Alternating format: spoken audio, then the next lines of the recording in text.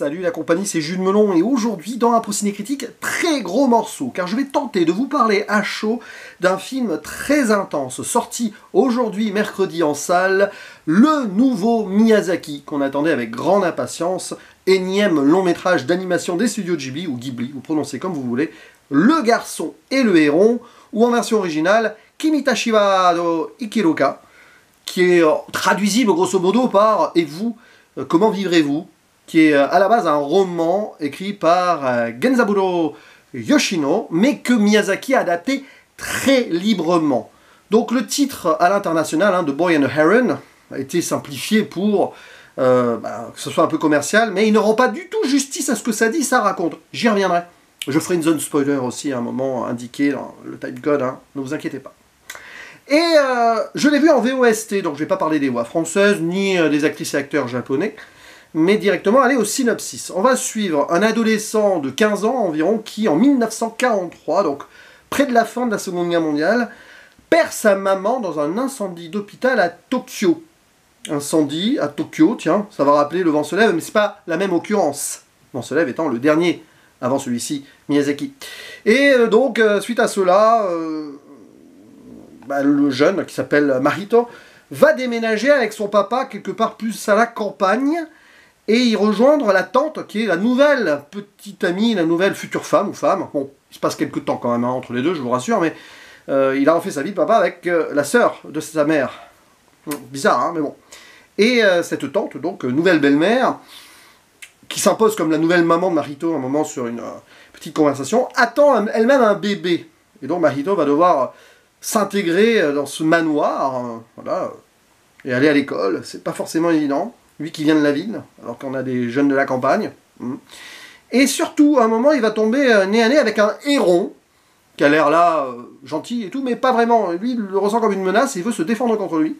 Car le héron semble parler, bizarre, étrange créature, ou à moins qu'il n'hallucine. Et cette créature, ce volatile, va mener Mahito vers une sorte de tour cachée là-bas, et va lui servir de guide vers un autre monde. Et j'en dis pas plus. Voilà! Et après, pendant 2 heures, on a du Miyazaki, pur jus, qui nous dévoile un monde à lui, tel qu'il en a le secret. Et vous ressortez de là, forcément, bluffé par tant de féerie, mais aussi de moments durs. Bref, c'est le fantasy à la Hayao Miyazaki, tel qu'on a l'habitude de le voir. Sauf que c'est un film d'une extrême maturité. Non, ce ne sera pas son dernier, donc vous pouvez ranger les films testament, tout ça, puisqu'il a déjà annoncé travailler sur un autre projet. En plus, celui-ci, à la base, n'aurait peut-être jamais dû exister, parce que techniquement, Le Vent se lève aurait dû être sa retraite, mais non. Enfin, bon, il a plus ou moins annoncé sa retraite 5-6 fois dans sa carrière. Et donc, ici, il nous propose une œuvre vraiment à lui, où il va faire même abstraction de sa narration, dans le sens où l'histoire que nous avons ici, donc de ce jeune adolescent qui va aller dans un autre monde, peut-être pour sauver sa mère, c'est ce que dit la BA. Sa mère qui est morte, je vous rappelle. Mais en fait, toute cette partie conte va bien au-delà, et c'est pas le plus important. Et je pense que ce film va diviser un petit peu quand même, parce que si vous vous attendez à un truc en mode épique aventure avec vraiment un développement assez classique, non. Alors oui, il y a des moments qui sont assez marquants et ça bouge, et oui, au début et vers la fin. Mais il prend son temps, Miyazaki, avec Le Garçon et le Héron, pour en fait développer son univers comme jamais et surtout en faire quelque chose très ancré dans son processus créatif et en se mettant clairement en position ici de ça fait des décennies que je crée, et maintenant, qu'est-ce que je vais faire? Qu'est-ce que je vous propose? Qu'est-ce que j'espère après cela? Et ça, j'en parlerai un peu plus dans la zone spoiler quand même. Sinon, l'aspect chara-design, visuel, décor, c'est brillant, comme d'habitude, c'est très créatif. On a pas mal de bestioles, donc sous forme d'oiseaux qui s'humanisent ou presque. Il n'y a pas que le héron, sans en dire plus, il y a des pélicans et des perruches qui vont quand même faire des actes assez violents. Ça questionne justement comment Miyazaki voit son monde, ou voyait le monde de son enfance. Je rappelle qu'il est né pendant la Seconde Guerre mondiale, 41 je crois, et ça se passe clairement à cette époque, à 2-3 ans près. C'est pas anodin. Un monde violent et où les humains commencent à faire n'importe quoi, et donc pourquoi pas se réfugier dans un univers autre, et essayer de sauver ce qui peut être sauvé, ou pas, et dans les deux sens, que ce soit Mahito, ou celui qui contrôle ce monde imaginaire. J'y reviendrai plus tard. Donc là-dessus, oui, j'en reviens à ce que je disais, l'histoire de monstres gentils ou pas gentils. Ça fait flipper par moments, notamment le héron quand il dévoile ses dents, comme ça, il y a quelque chose d'assez organiquement violent. Et c'est presque Évangélion, après, par moments. Enfin, j'ai pensé à ça, même si ça n'a rien à voir, mais quand même, c'est japonais. Et c'est pas si anodin non plus. Il y a des petits moments aussi, on va sortir les viscères d'un poisson, comme ça, et il y a du sang qui coule, il y a des choses. Après, le côté rite de passage habituel, très miyazakien. Ici, c'est version adolescent, si vous voulez, c'est un peu Chihiro, mais ce n'est pas une jeune fille, c'est un jeune ado, garçon, par moment. L'histoire de passer des mondes, beaucoup de transgressions et de passage d'une porte à une porte, d'un monde à un autre, d'un univers à un autre, même si c'est plus ou moins la même chose. Parfois, on sent que Miyazaki veut presque brouiller les pistes pour mieux mettre ses obsessions comme ça sur le tapis. Je vais vraiment y aller à la zone spoiler, je vais pas traîner, mais je reste encore un petit peu là-dessus. Et la musique de Joe Hisaishi, qui en fait, à l'image du film, se fait un petit peu en retrait, comme le métrage, mais la cohérence de son histoire aussi comme ça, en arrière-plan, pour accompagner une ambiance et une atmosphère qui en dit beaucoup. Parce que ce monde-là que nous visitons pendant une grande deuxième partie du film, c'est le monde de Miyazaki. Ça, je le balance comme ça. Même hors spoiler, ça paraît évident très vite. Nous sommes dans la tête créatrice de Miyazaki, qui fait un film à la Miyazaki, mais sur Miyazaki. Et on n'est pas loin du Vent se lève, là, sauf que le Vent se lève, c'était très terre à terre, avec des faits historiques, tout ça, machin, chose. Là, à part la Seconde Guerre mondiale, en filigrane, il nous replace dans son imaginaire, qu'il avait abandonné un peu avec le Vent se lève, même s'il y avait des moments... bon, pour continuer ce questionnement sur quel est le rôle de créateur, et à son âge, est-ce que je dois continuer, et comment, et qui serait mon successeur, et tout ça. Ce film aborde toutes ces thématiques. Tant et si bien que c'est ça le plus fascinant, c'est ça le plus marquant. Tout ce qui va se passer autour de Mahito et du héron, ok, on va s'attacher, oui ou non, l'attente, etc. Les petites, j'allais dire les sorcières, non, vous voyez, hein, c'est Miyazaki, mais les grands-mères autour, à un moment on les voit passer le balai au loin, on a l'impression que c'est Yubaba et tout, hein, vous vous rappelez, ces vieilles dames protectrices qui travaillent pour le père, et la tante du coup, etc., etc. Il y a des choses très intéressantes là-dessus, et aussi le rapport, toujours, à la terre, et à ce Japon moderne qui évolue, et qui délaisse un petit peu la ruralité, ou pas, parce que le père qui installe son usine, là, il est mal vu autour parce qu'il veut moderniser, et on passe de Tokyo à la campagne. Ça aussi, on retrouve les composants de Miyazaki, mais le film va ailleurs. Alors, pour expliquer pourquoi j'ai apprécié ce film autrement que je l'aurais imaginé, parce que c'est ça l'idée, et que, je préfère le dire là aussi, je le répéterai en conclusion, mais il va falloir un second visionnage, clairement, pour plein de choses, zone spoiler. Parce que, oui, Mahito, donc il va passer dans cet univers autre, qui se cache dans le sol d'une tour, il tombe et il est en dessous, qui est un monde contrôlé par son grand-oncle, donc, qui aurait chapeauté tout cela, et qui cherche un successeur. Il a voulu que ce soit la mère ou la tante du héros, mais visiblement ce serait plutôt lui, Mahito.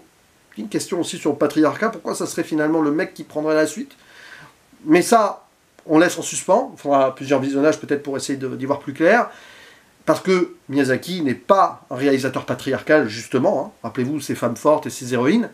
Et donc, arrivé là, dans cet autre monde où le héron devient presque humain, ou pas, où les pélicans et les perruches sont très dévorantes et veulent faire du mal, mais aussi on comprend qu'elles sont là et qu'elles agissent pour leur survie, pour ne pas se laisser englober par ce monde qui est en train de tomber en ruine aussi. Et donc une fois arrivé là, on est dans la métaphore de la création, j'allais dire de Ghibli au sens large, mais surtout de Miyazaki. Et à un moment, il y a une scène assez extraordinaire, où il reçoit Mahito dans une forme de rêve avant qu'il le voit vraiment. là aussi on mélange le rêve, la réalité, et puis même dans l'autre univers, on ne sait pas trop où on est. Il y a une scène où, donc, le grand-oncle, qui est Miyazaki, hein, c'est Miyazaki ce personnage, parle de Mahito comme son successeur qui doit être dans sa lignée. Et c'est assez ironique quand on sait que Goro Miyazaki, le fils, a du mal à être vraiment le successeur de Hayao, et que je crois que le père n'en a pas très envie en vrai. Faut voir, malheureusement, Aya et la sorcière, hein, c'était vraiment un désastre, le pire Miyazaki, fils, mais le pire Ghibli, on peut dire les deux, j'ai dit, mais quand même. Et voilà, donc c'est vraiment intéressant ça. Qui sera le successeur de Miyazaki? Le film, en fait, il sert de cette base-là, et donc le créateur questionne cela, en fait. Est-ce que je voudrais vraiment avoir un créateur, un successeur à ma création? Ou alors, bah, hop, on le renvoie dans le vrai monde, parce que finalement, Mahito, il va décider d'aller revenir dans le vrai monde, et d'accepter de souffrir pour vivre. Et vous, comment vivrez-vous, hein? Ce titre-là, d'ailleurs, on voit le bouquin à un moment dans le film, qui est en fait écrit par la mère, mais bon, ça renvoie au roman, j'imagine. Et donc, finalement, tout ce bestiaire, toutes ces péripéties, tout ça, sur les mers, dans une sorte de bateau-château, là, qui va rappeler le château dans le ciel, où vit Kiriko, qui serait en fait l'une des vieilles dames, mais version jeune. Mais ça, à la limite, on s'en fiche, qu'il y ait une cohérence ou pas, on est dans un monde pratiquement de rêve et de fantaisie. Donc, il faut lâcher prise, il faut faire abstraction de ça, et juste se rendre compte de comment Miyazaki triture son univers, déjà déclamé au fil des années et des décennies, pour en faire quelque chose là, où il réfléchit, où il questionne lui-même son rôle et sur ce qu'il a fait avant. Et ça, c'est fort, et ça, c'est très puissant, dans le sens où il faudra revoir le film, parce qu'au final, tu sors de là en mode, ouais, d'accord, c'est peut-être pas le meilleur Miyazaki, non, certainement pas, non, mais peut-être que c'est plus puissant, et que c'est quelque chose de très intérieur qu'il nous met là. Il nous fait un don de lui-même, un don de soi. Il l'avait fait avec Le Vent se lève. Après tout, pourquoi pas continuer en allant plus loin ici? Et voilà, et puis centrer cela à l'époque du Japon, de la Seconde Guerre mondiale. Pendant ce qui se passe là, pendant le film, aussi bien, il y a Hiroshima et Nagasaki. Je me suis posé cette question-là, parce que ça commence à 43, après il y a 2 ans qui se déroulent, et à la fin du film, bah, la guerre est terminée, hein, 45, tout ça. D'ailleurs, très brutal, la fin, très étrange. Mais il y a forcément eu le drame entre les deux. Et si ce monde précaire que nous voyons là, où l'équilibre est instable, et où tout peut s'écrouler, quand le monde s'ouvre en deux, ne serait-ce pas là que les bombes atomiques explosent. D'autant plus qu'on met l'Amérique au centre, hein, au début, avec la modernité qu'elle apporte, le tabac qu'une des grand-mères veut fumer, la voiture avec laquelle le père parade un petit peu, ce qui va d'ailleurs faire que son fils va se faire tabasser. Enfin oui, mais lui il va se tabasser lui-même, vraiment. Voilà, c'est ça, il faut se faire violence. C'est ça aussi le message du film. Se faire violence pour finalement ensuite aller au-delà de son trauma, du deuil, et de ce que le Japon a connu comme deuil aussi, pour continuer à vivre. Et vous, comment vivrez-vous? Comment le Japon a vécu ce drame? Comment Miyazaki, lui, a grandi dans cet univers en cendres? Comment est-il devenu ce qu'il est devenu? Et comment le studio Ghibli et lui-même vont continuer à vivre au-delà de ce film? Voilà le message du film. Et donc derrière, tout ce qui peut se passer, etc. Essayer de comprendre pourquoi, la fin, machin. Les références sûrement au Troisième Reich, voire à Mussolini avec les perruches et le roi perruche. Bien sûr, il y a de ça. Mais oui, bien sûr, mais tout ça, c'est pour montrer le monde créé. Parce que Miyazaki, dans son univers créateur, c'est Dieu. Et là, on a l'impression que le grand-oncle, c'est Dieu qui a créé un monde qui va de toute façon s'écrouler. Et le monde des humains, pareil, il s'écroule parce que les créations divines font n'importe quoi. Donc on renvoie là-dessus. Miyazaki se prend-il pour Dieu ici? Non. Mais de ses univers et de ses films, oui, il en a conscience. Voilà, je ferme la zone spoiler en ayant laissé quelques lignes d'analyse potentielle. Clairement, Le Garçon et le Héron, ça fait partie de ces métrages qu'il faut revoir. Je suspends mon jugement définitif. Bon, il faut toujours, hein, déjà avec plus de recul, mais même tant que je ne l'ai pas revu. Cependant, il est très marquant pour plein de raisons que j'ai évoquées dans la zone spoiler, mais pas que, avant aussi. Et malgré sa conclusion assez abrupte, qui veut dire peut-être ce qu'elle veut dire, ça veut dire que voilà, je vous mets ça, mais c'est pas fini, moi je continue, puisque j'ai prévu un autre film. Il faut voir ce film et se questionner, surtout si on a vu les autres Miyazaki, ça prend un grand sens, si on connaît son univers, donc sur sa faculté là, de créer quelque chose sur sa création. C'est un film profondément méta, très intéressant sur plein de points, aussi bien sur la forme que sur le fond, mais surtout sur la métaphore et l'allégorie derrière. C'est un film qui va bien au-delà de lui-même. C'est un film Miyazaki. tout simplement. Donc rien que pour cela, c'est une œuvre majeure et importante qu'il va falloir digérer et analyser avec le recul et le temps. N'hésitez pas à dire en commentaire ce que vous en pensez, parce que je pense que là, on peut en discuter ensemble. N'hésitez pas à aller voir le duo de la 7ème illusion que Sawyer et Joe ont réalisé il y a quelques jours. Et voilà, à vous la parole. Je vous dis à la prochaine. Ciao.